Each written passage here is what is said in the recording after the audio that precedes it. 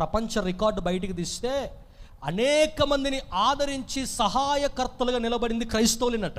ఎక్కడి నుంచి వీళ్ళకి విశ్వాసం వచ్చింది, ఎక్కడి నుంచి సహకరించే గుణం వచ్చింది, ఎక్కడి నుంచి సహాయం చేసే మనసు వచ్చిందంటే దేవుని వాక్యము ద్వారా. యేసుక్రీస్తు ప్రభు అనేక మందికి మాదిరి చూపాడు. ఆయన ఇగో మీరు విశ్వాసం ఉంచండి, అనేక మందికి సహాయం చేయండి, అనేక మంది పట్ల సహకరించండి అని చెప్పి యేసుక్రీస్తు ప్రభు వారు 33.5 yearsలో ఆఖరి 3.5 సంవత్సరాల సేవా జీవితంలో యేసయ్య అనేక మందికి నేర్పించిన పాఠం ఎందుకు తెలుసా?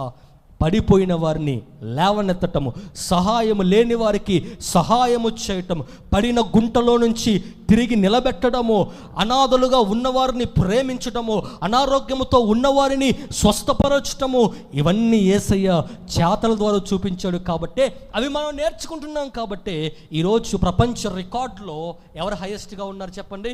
క్రైస్తవులే కనబడుతూ ఉన్నారు.